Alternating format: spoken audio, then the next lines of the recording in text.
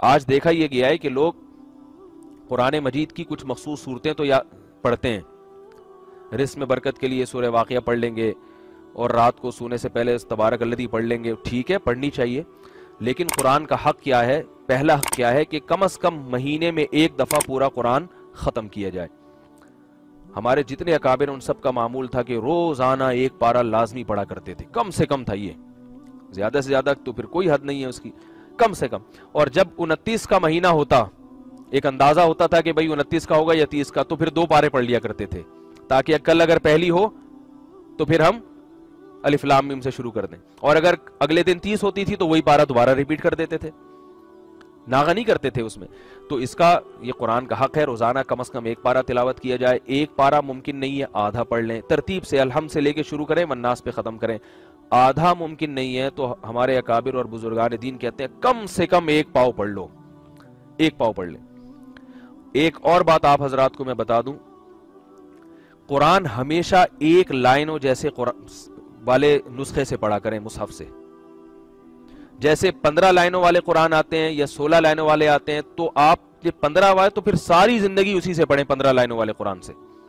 اگر آپ 16 لائنوں والے سے پڑھتے ہیں، ساری زندگی پھر 16 لائنوں والے قرآن سے۔ یہ بڑا فرق پڑتا ہے اس سے۔ اگر آپ تفسیر سن رہے ہیں نا، تو بھی آپ کے سامنے جو قرآن ہے وہ ہمیشہ ایک ہی ہونا چاہیے۔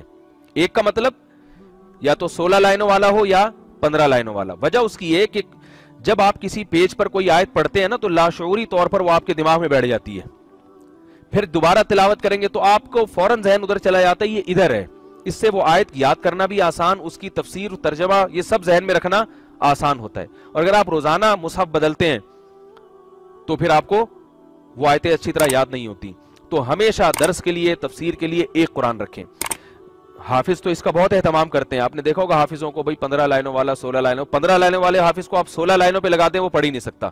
میں نے جو قرآن حفظ کیا 15 لائنوں والے پر حفظ کیا قرآن، تو میں ہمیشہ 15 لائنوں والا لے کے بیٹھتا ہوں۔ یہ تو 15 لائنوں والا نہیں ہے، اس لیے کہ یہ تو مجھے زبانی یاد ہے، اما یتسالون، تو اس لیے جو ہے مجھے تو ضرورت اب نہیں پڑتی نا، جب انسان حفظ کر لیتا ہے پھر تو۔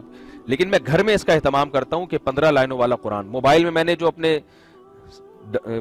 قرآن اپلوڈ کیا وہ 15 لائنوں والا، کہیں بھی جاؤں گا 15 لائنوں والا۔ اگر باقاعدہ درس کا اہتمام ہو وہ بھی 15 لائنوں والا قرآن۔ تو جس نے حفظ نہیں کرنا اس کے لیے بھی یہی ہے کہ وہ ایک جیسا قرآن رکھے، کیونکہ آپ لوگ ماشاءاللہ قرآن کے طالب علم بن چکے ہیں، اللہ تعالیٰ آگے بھی پڑھنے کی توفیق نصیب فرمائے اور مجھے پڑھانے کی بھی توفیق نصیب فرمائے۔ تو ہمیشہ ایک نسخے والے قرآن مجید پہ تلاوت کیا کریں۔ اور ایک آخری بات یہ، رسول اللہ صلی اللہ علیہ وسلم نے فرمایا، وہ دل اجڑے ہوئے گھر کی طرح ہے جس میں قرآن کا کچھ بھی حصہ موجود نہیں۔ اس لیے قرآن مجید کا کچھ حصہ زبانی یاد کریں، کچھ بھی نہیں ہے دل کے اندر، صرف بعض لوگ 10 صورتیں یاد کر لیتے ہیں پوری عمر زندگی میں، وہی کوشش کریں کم سے کم 30واں پارہ زبانی یاد۔ اس کا فائدہ ہوتا ہے، آپ اگر تہجد کی نماز میں قرآن پڑھنا چاہیں گے تو کیسے پڑھیں گے؟ زبانی یاد نہیں ہوگا تو آپ تو تہجد کی نعمت سے ہمیشہ کے لیے محروم۔ آپ کہہ سکتے ہیں ہم علم طرح سے پڑھ سکتے ہیں 2 رکعتیں، ٹھیک ہے، لیکن تہجد میں تو اصل جو مشروعیت ہے نا تہجد کی، وہ تو قرآن کے لیے ہے، وہ تو اس لیے ہے تاکہ قرآن پڑھا جائے، اور اس وقت قرآن پڑھنے کا لطف بھی بہت ہوتا ہے۔ میں نے جب قرآن مجید حفظ کیا تو ایک بہت بڑی حکمت یہ بھی تھی کہ اللہ تعالیٰ اگر تہجد کی توفیق نصیب فرمائے تو اس میں قرآن کی تلاوت ہو سکے گی۔ میں نے حافظوں کو دیکھا ہے کہ وہ ایک ایک رکعت میں 1-2 پارے پڑھ لیتے ہیں۔ بچوں کو دیکھا ہے 12-12 13-13 سال کے بچوں کو، جو کام علماء نہیں کر سکتے، جن کو حفظ نہیں ہے، وہ بچے وہ کام کر لیتے ہیں۔